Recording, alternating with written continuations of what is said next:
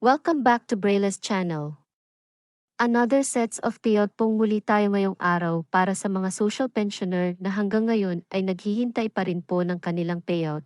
Ito po ay base sa announcement ng bawat municipalities as of this date August 28, kung saang lugar ang mga ito, kailan at anong oras ayan po ang ating ibabahagi sa inyo. But before po tayo mag-start sa ating topic, kung bago ka pa lang sa aking channel, please do kindly subscribe, like and share na din sa ating mga kaibigan, kaanak o kapwa natin beneficiaries at maging sa ating mga social media accounts para lagi po tayong updated sa mga latest payout at iba pang impormasyon.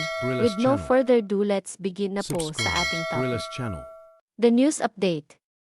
Social pension latest payout schedule as of this date August 28 of year 2024. Saan kaya ang mga ito? Buong detalye alamin. Narito na po ang latest payout schedule as of this date August 28. Umpisahan na po natin sa probinsya ng Taytay Rizal. Ang lahat ng beneficiaries ay makakatanggap ng 3,000 pesos para sa third quarter ng taon. Nag-start na po ngayong araw payout ng Barangay San Isidro at Muzon. Subalit dahil sa patuloy na pag-ulan ay pinapayuhan ang lahat ng beneficiaries na magpapunta na lamang ng mga representante para makaiwas po tayo sa anumang sakuna at may palibreng sakay na rin po tayo para sa lahat ng pupunta sa venue. Sa August 29 naman ang Barangay Santa Ana at Dolores ang nakaschedule. Mag-payout, ang Barangay San Juan naman ay sa August 30 ng umaga, at sa hapon naman ay ang lahat ng unclaimed o hindi nakakuha during schedule. Ang lahat po ng barangay ay may kanya-kanyang libreng sakay papunta sa inyong venue. Makikita niyo po sa inyong screen ang oras at saan po ang pick-up point. Magpunta na lamang po kayo ng maaga para hindi po tayo maiwanan. Ang sumunod naman na naglabas ng kanilang schedule ay sa probinsya ng Barangay Poblacion 8 Cotabato City. Nakaschedule na po ang inyong payout this September 3 sa inyong barangay hall na mag-start ng 8:30 hanggang 12 ng tanghali.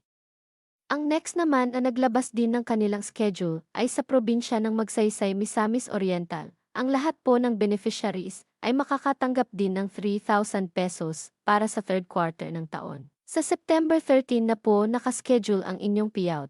Ang Barangay Kabubuhan, Kaguswagan at Barangay Poblacion ang nakaschedule mag-payout sa umaga at sa hapon.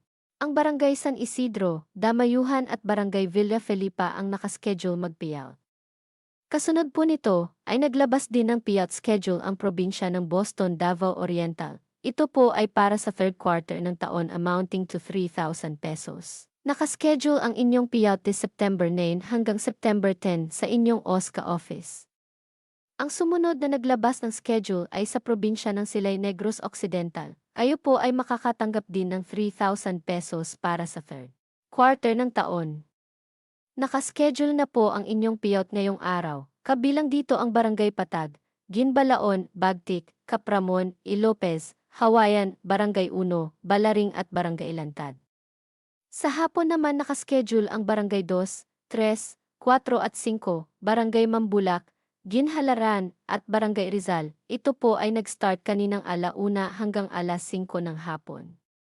At ang last na naglabas ng schedule ay sa probinsya ng Agdangan, Quezon. Ang lahat po ay makakatanggap ng 3,000 pesos para sa third quarter ng taon. Nakaschedule na po ang inyong payout this August 29. Kabilang dito ang Barangay Dayap, Ilaya Kinagunan, Kanluran Maligaya at Barangay Silangan Maligaya. Kayo po ay nasa P-Master 1 and 2. Kasama rin dito ang Barangay Silangan Kalutan na naka-assigned sa P-Master 3. Ang Barangay Kanluran Kalutan ay naka-assigned naman sa P-Master 3 din, at ang Barangay Isildora ay naka-assigned sa P-Master 4. Mag-start po ang payout ng 9:00 ng umaga onwards. Samantala, ang Barangay Ibaba Kinagunan ay sa P-Master 4. Ang Barangay Binagbag ay sa P-Master 5 naka-assigned. Ang Barangay Salvacion ay sa P-Master 5 din. Ang Barangay Poblacion 2 at Poblacion 1 ay naka-assigned sa P-Master 6 sa Agdangan Municipal Covered Court. Huwag po nating kalilimutan ang ating mga senior citizen IDs at iba pang dokumento na hahanapin. That's it. Ito lang po muna ang mga naglabas ng kanilang payout schedule as of this date August 28. Manatili lamang po kayong nakatutok sa aking channel para sa mga latest payout updates at iba pang impormasyon na para po sa inyo. Marami pong salamat and God bless everyone.